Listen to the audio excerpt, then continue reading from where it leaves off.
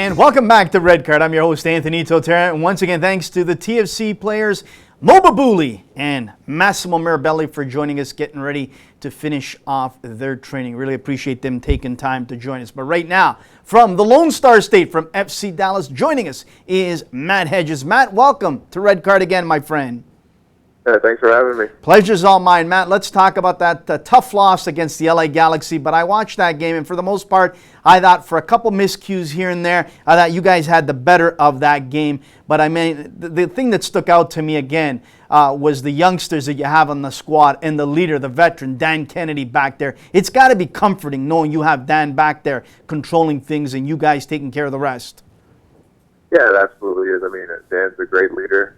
He's a veteran, has been in the league for a long time, so it's pretty comforting to know that you have such a great guy back there. It had to be a challenge for you and all your mates back there defending some of the best in the league, taking on LA Galaxy, and it was a challenge, but for the most part, you held them in check, and obviously, hopefully, you'll see them again in a conference final. What do you think you guys will have to do next time to keep them in check and off the scoreboard?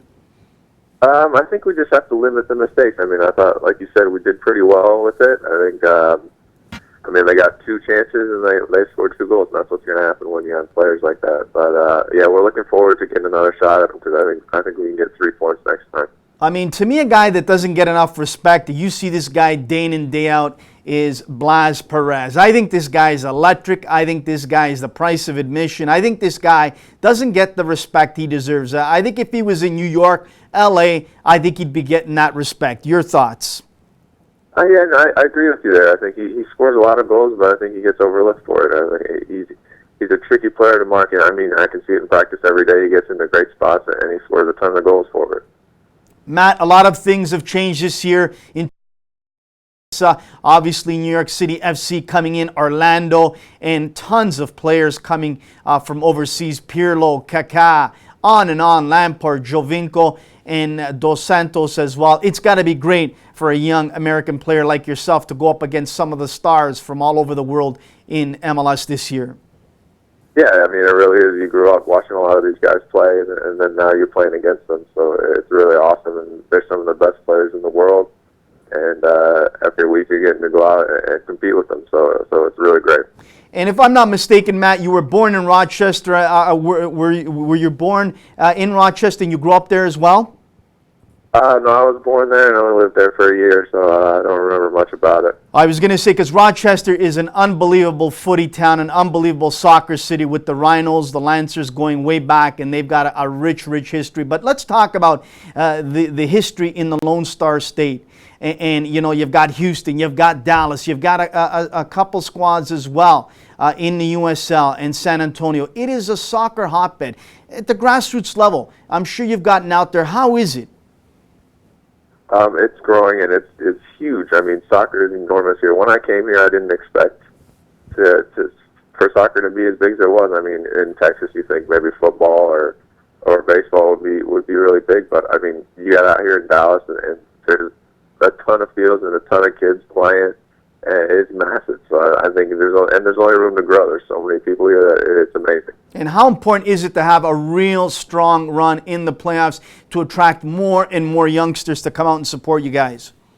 Oh, it's huge. I mean, obviously people want to see success, and that brings more people into the program when you see success and when you see guys coming up from the academy like that we have. We have a ton of those guys, and they're doing really well, and people see that and they want to be a part of it.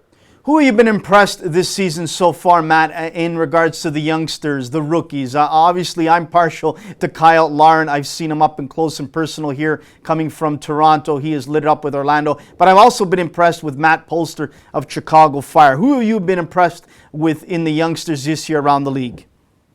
Yeah, I think you got to go. Kyle Larin is doing really well. Unfortunately, we didn't get to play against him. He was out for our game in Orlando. We were kind of looking forward to it as a defense because, I mean, he's been scoring some good goals.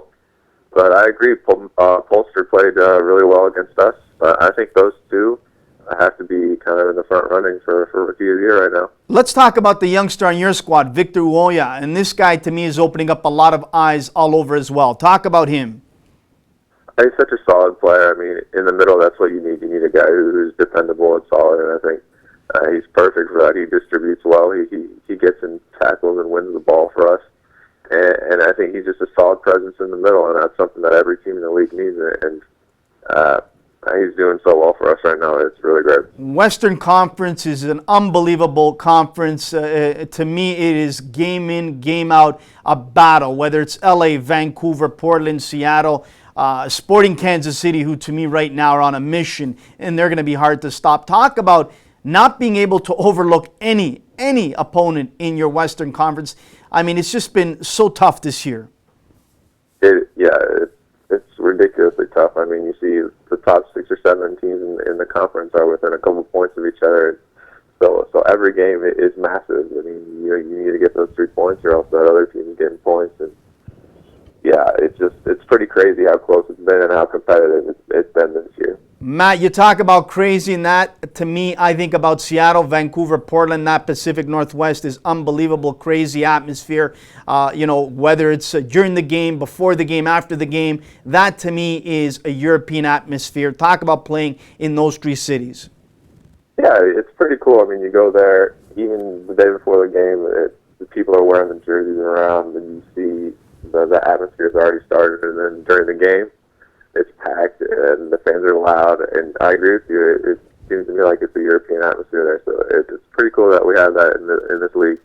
I think MLS has done a lot of positives in 2015, a lot of things that still need to be worked on, Matt. And to me, I think the biggest thing that needs to be worked on is the pay and the way that it is so tremendously for the better players in the league all the way up there. And then at the bottom, you're getting some of the bottom guys making peanuts. I think somewhere in between, it's got to close that gap. I mean, MLS is getting all sorts of respect overseas in Europe and South America now, players coming over here. But I think a guy cannot be making less than $100K a year to start his career. Agree or disagree?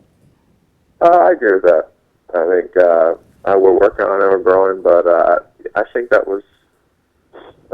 needs to get a little bit better. I definitely agree with you on that. And obviously with the expansion teams coming in, there's a lot of money put on the table there. The players union obviously are doing what's best for the players. Have you guys discussed about maybe some other opportunities for the players in 2016? We have, but it's difficult now. We got the CBA locked in, so there's not a whole lot we can do to change that.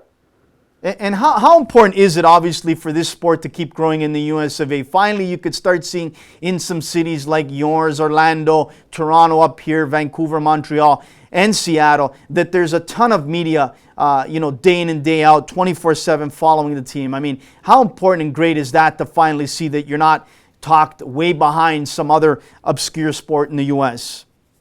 That's really important. I mean, I think that's one of the things that will help the league grow the most. I think getting the media coverage, getting on TV, getting the people talking about the league is what's going to help it grow the most. And I think that it's definitely, in my years being in the league, it's definitely grown enormously. I mean, there's a ton more media people even at our practices, at our games. So I think it's only going to help us grow. In the position you play, Matt, talk to the youngsters out there as we let you go. What is so important and vital as they are growing into those teen years that possibly want to go on to NCAA and maybe play pro, whether in MLS or in Europe? What do they need to focus on? What do they need to concentrate on, especially now that you're a pro and you're a guy that has seen it all? But looking back, what would you have changed in your training regimen, or what would you have done differently that you could tell the youngsters today? I think that I had really great coaching when it came to being a defender. I think the most important thing for me as a defender is being smart.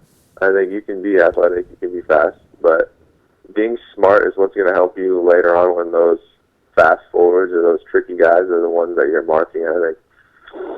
I think just working on your anticipation, working on watching other players and seeing what they do, and then trying to mold that into your game is something that helped me tremendously when I was a young player. So I think if young guys do that, then that can only help them when they grow and go up levels in the game. Matt, really appreciate you taking the time out of your busy schedule. We thank you so much. Good luck against Vancouver coming up shortly. It should be another real big test for your young squad. Good luck the rest of the way, and let's hope you can get to the Western Conference Final for those great fans of Dallas. Thank you so much again, Matt.